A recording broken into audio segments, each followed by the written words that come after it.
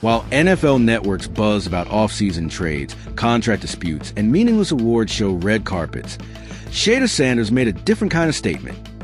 One not delivered through a speech or a tweet, but through quiet, purposeful action. The rookie quarterback wasn't in Los Angeles, seated among celebrities and corporate sponsors.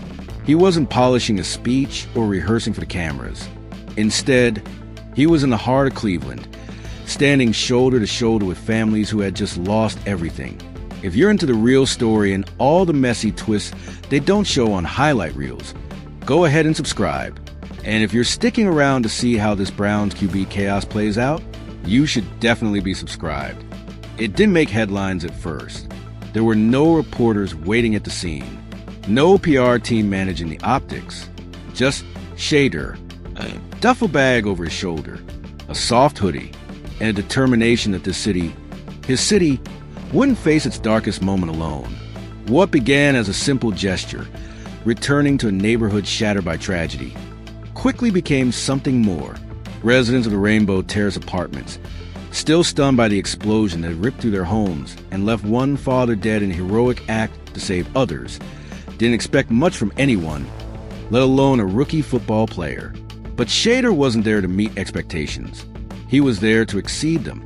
He didn't arrive with a camera crew or flashy entourage. He didn't speak in rehearsed lines. He listened.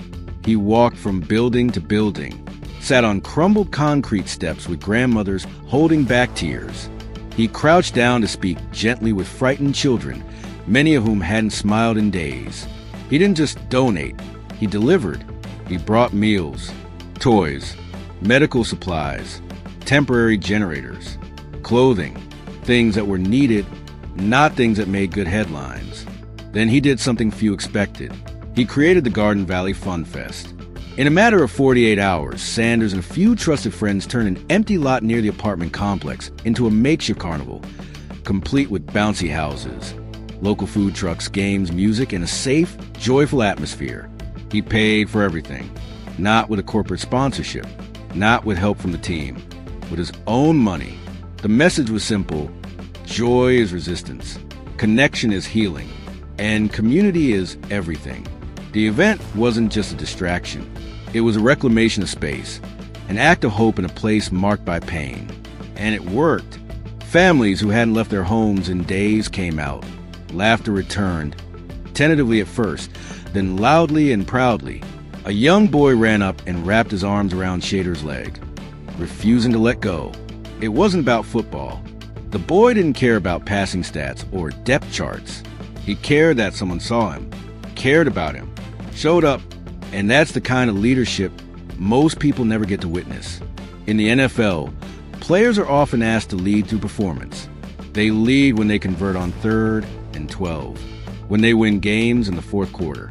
But Shedeur's leadership showed up when no one was watching, when there were no playbooks, and no referees to call fouls on the unfairness of life. His decision to skip the NFL Honors Awards in Los Angeles was never publicly announced. There was no press release, no drama, just a quiet no, thank you, to the invitation. He didn't need the league to recognize him with a trophy. His focus was on people, not pageantry. And yet, that choice became its own form of protest.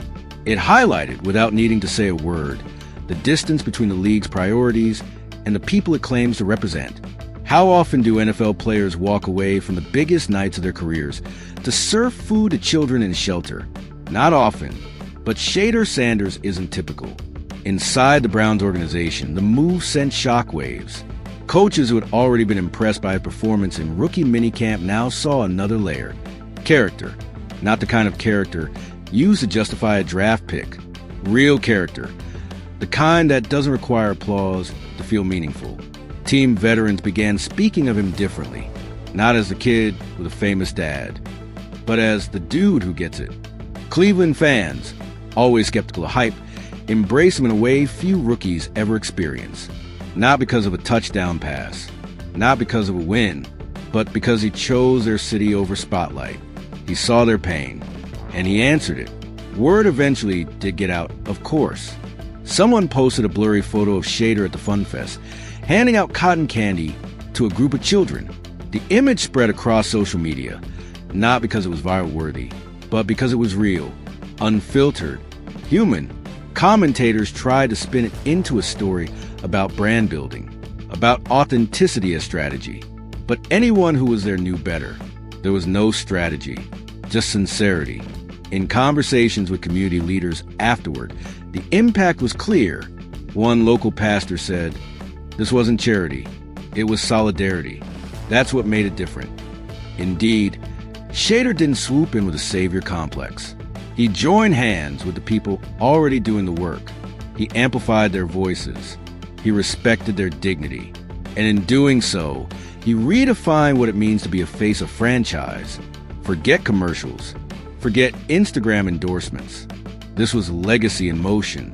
It would have been easier to just donate, to tweet a message of support and move on. That's what most players do. It's safe. It checks the box. But Shedeur chose the harder path, the one that required time, presence, emotional labor. He chose to sit with grief instead of avoiding it, to walk into pain instead of past it. And the result? A community that now sees their quarterback as one of them, not above them, not separate, one of them. That kind of bond isn't built on touchdowns or headlines. It's built on moments of shared humanity. In a time where performative activism is everywhere, Shedeur's approach cut through the noise. He didn't posture. He didn't politicize. He didn't self-promote. He simply showed up again and again. And that consistency, more than anything, left a mark. Now, as training camp ramps up and preseason approaches, all eyes will be back on football. Analysts will dissect his footwork. Teammates will fight for starting jobs. Coaches will agonize over depth charts. But in the neighborhoods of Cleveland, Shedeur has already won something more meaningful: trust, respect, and a kind of loyalty no stat sheet can quantify. He's not just playing for the Browns. He's playing for the people who welcomed him, who needed him, who watched him walk into their broken neighborhood and say, without words, "You matter." And that's a story worth telling. Because in the end, legacy isn't what you build with your hands. It's what you leave in people's hearts. What made Shedeur Sanders' presence in Garden Valley even more remarkable wasn't the size of his wallet or the headlines his name could generate, but the deliberate way he chose to connect. With no agenda, no speech, no script. Every conversation he had was unhurried. He wasn't there to inspire Instagram clips or earn applause. He was there to look people in the eye and simply ask, "How are you holding up?" And that, in this age of transactional fame and click-driven empathy, felt revolutionary. He was seen helping elderly women carry supplies into their temporary shelters. He spent nearly half an hour speaking with Father of 3 who had lost everything but his family. That man, a former high school football coach himself, said later through tears that he hadn't smiled since the blast, until Shedeur hugged him. This wasn't an obligation for Shedeur. It wasn't charity in the conventional sense. It was a reckoning with purpose. In his own words, what's the point of being blessed if you don't use it to bless somebody else? As the fun fest rolled on into the evening, music played from local artists, kids lined up for face paint and snow cones, and laughter, real, vibrant laughter, echoed through a neighborhood that, just days earlier, had been filled with sirens and silence. No one talked about the awards show that Shedeur had skipped. No one asked about stats or contracts. The only topic of discussion was the here and now, and the strange comfort that comes from knowing you're not forgotten. The event also opened doors for other Cleveland athletes and civic figures to step in.